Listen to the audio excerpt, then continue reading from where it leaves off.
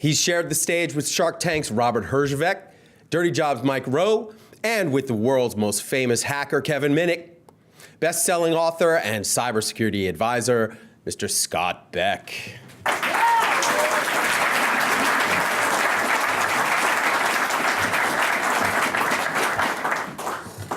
It is such an honor to be in this room with you this afternoon with so many fellow business owners and executives and thought leaders.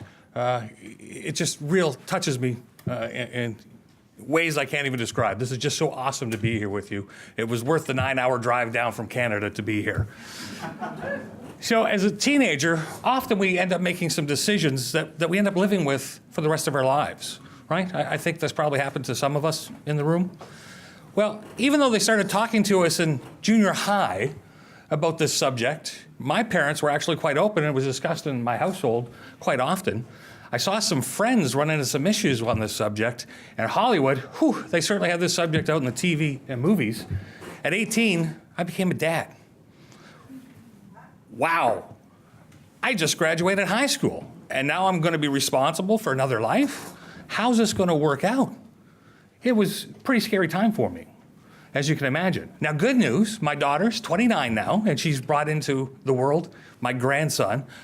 Grandkids are awesome. If I'd known they were going to be that great, we probably would have started with the grandkids, because it's great. My girlfriend at the time was 16 when she gave birth, and I'm happy to report that she's my wife. We've been married now 27 years. Thank you.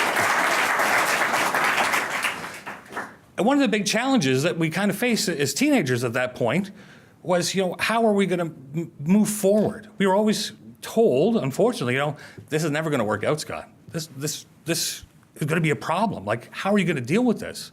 And we realized if we were going to become successful in life together, it was her and it was me, and together we were a team. It was us against the world. And that philosophy is carried over into my professional business life. That's how I kind of view the whole world together. And I've been blessed. In my industry, typically business relationships last 3 to 5 years.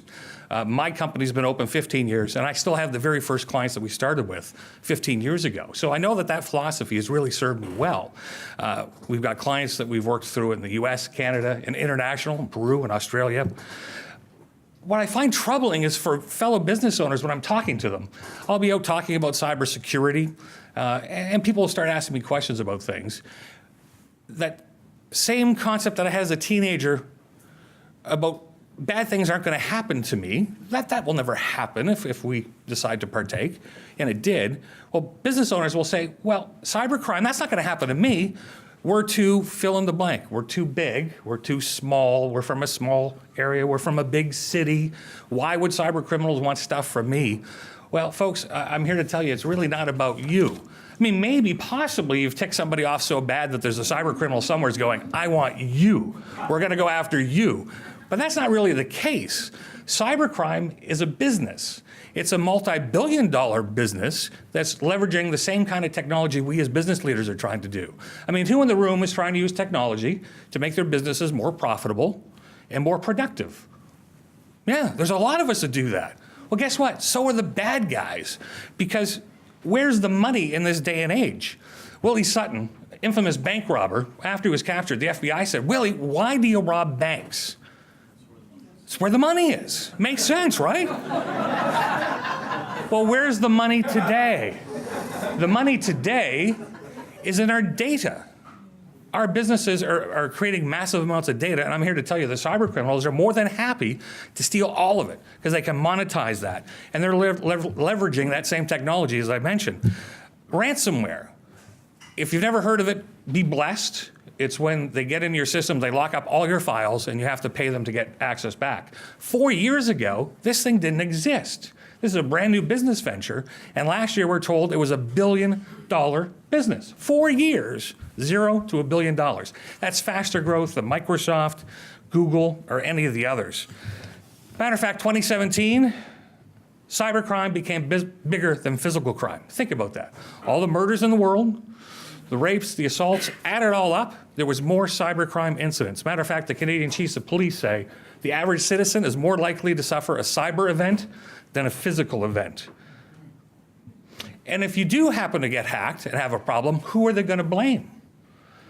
Right, they're going to blame you. You were the stewards of your client's data.